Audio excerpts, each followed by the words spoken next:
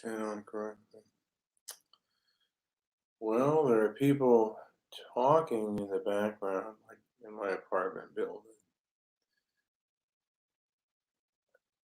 I came across an interesting saying here.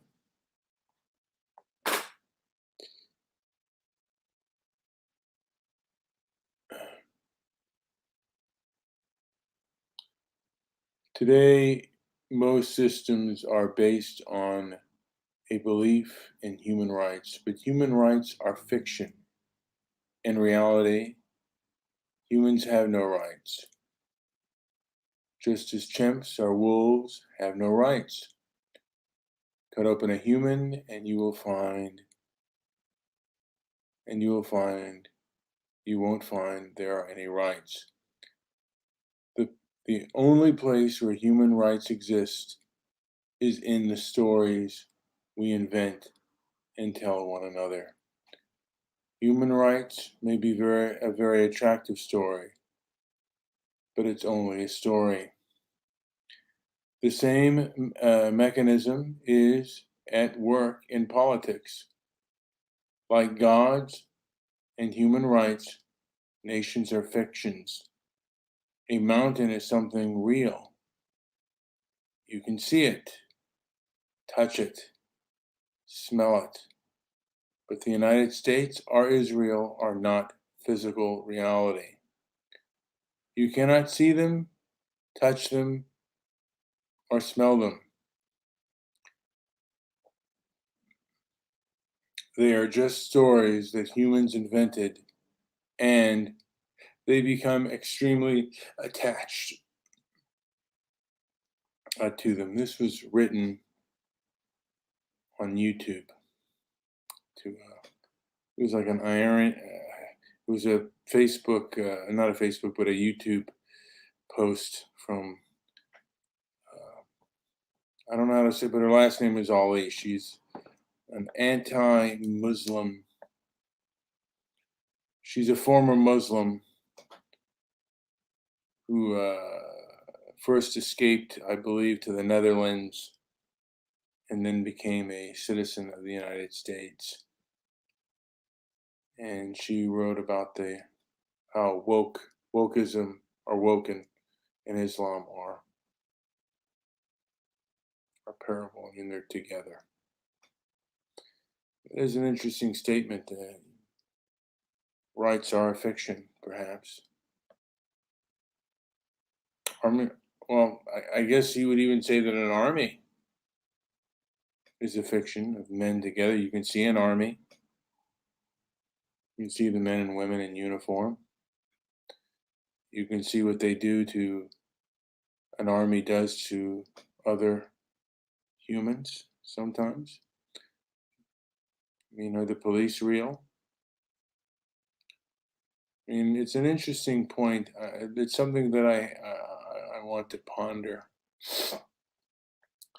I've been getting into arguments with people. One of them blocked me, actually, just because they made me kind of angry.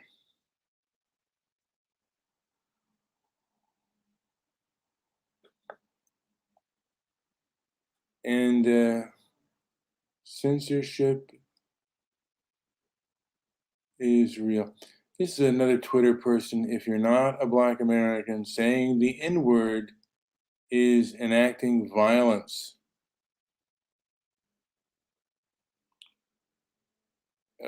That's a crackpot saying, really. Words are not violence. Violence is something particular. I mean, another thing, like when people say, like, when a person dies, and I've said this too, and maybe I'll continue to say it, but they say, rest in peace.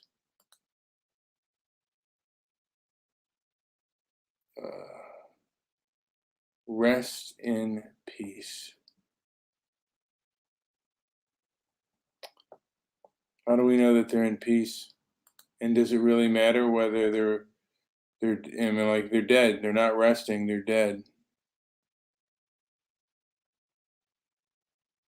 whether there's peace or war, they can't do anything about it. Their bodies are gone. Now, what happens to their bodies after they're gone? I don't know. I'd like to think there's an afterlife because I sure would like to see my parents. But I don't I don't know. And there's good evidence that that is not the case. But people have a lot of wishful thinking. And I get into these cultural arguments with people. This person tweeted, "Some people won't listen, others say they had no idea. Perhaps learn from their environment. They think because they don't actively try to hurt Black people that they don't contribute to the problem. The thing is, the thing about hurting others, the thing about hurting others is it hurts no matter what your intentions are."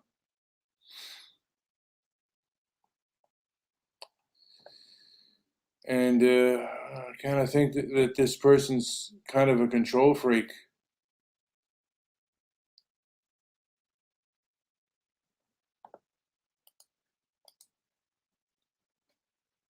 When you deal with people with the human condition, they either understand that I'm here on this earth and so are they. I'm here to try to get along with those who get along.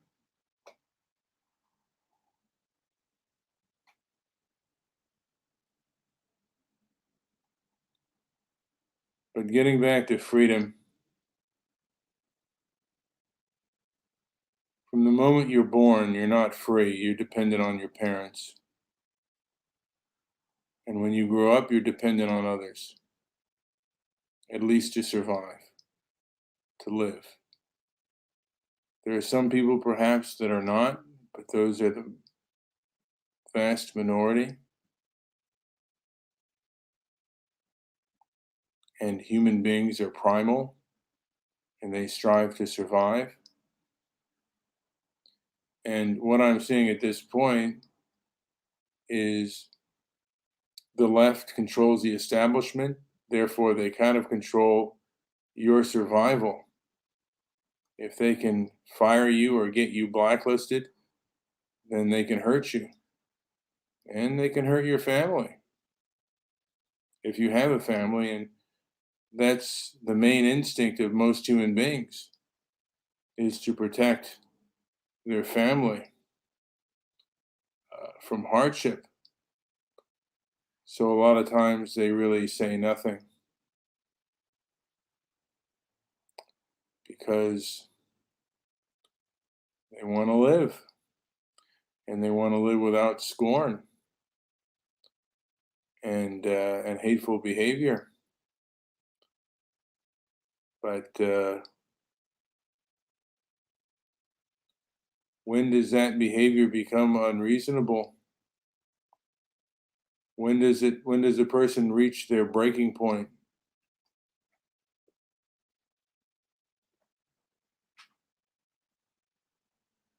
I wonder how real people are. Even myself. I used to say I'll starve before I do something, but the longest I fasted was for almost 6 days, but not quite. And by that fifth day, at like 3 in the morning, I had gotten up and I wanted to eat. And I couldn't imagine going on any longer. I kind of know why people eat bugs, eat dogs, eat cats, eat anything they can find.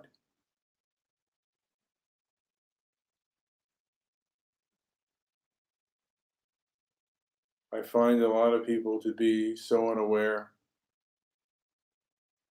and I find myself even to be unaware of the kind of suffering around the world. I certainly don't resent the rest of the world to come to America. It's by nature they'd want to do that. Food's here, better life's here.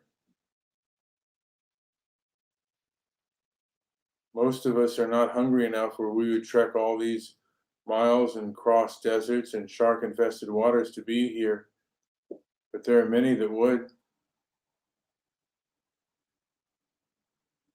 Now, on average, I find that the immigrants are more realistic and more in touch than their parents, than their children.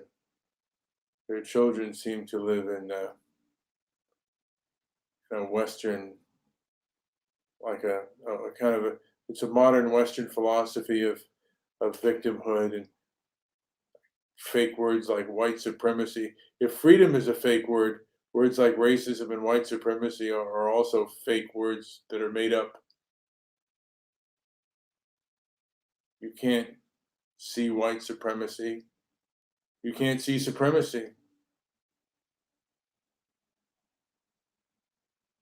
What does that even mean? I wonder. That guy got me thinking: is love? Is love a made up word? What does love mean? What does hate mean? I felt both those emotions. I certainly have felt hate stronger than I have felt love in my lifetime. I felt sadness and definitely hunger. If you're without food, hunger is going to be your biggest emotion.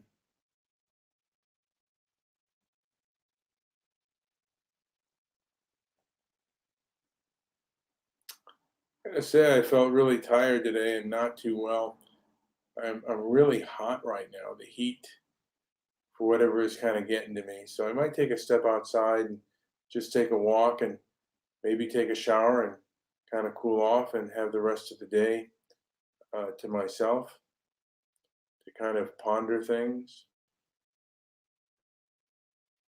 I wasted a lot of time on the goddamn internet watching these YouTube videos.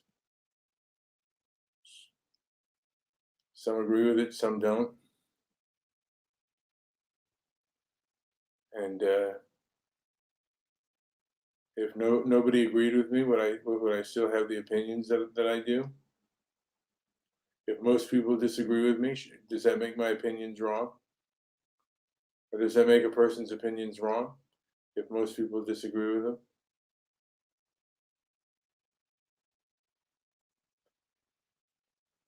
If a person says something and makes a mistake out of words or tweets something that's perhaps incorrect, are they to be punished? Who decides who gets punished? Just a thought. Anyway, this has been Brian with Transparency and Merit. Like, subscribe, leave a comment down below. Visit our website at transparencyandmerit.com. Thank you for listening.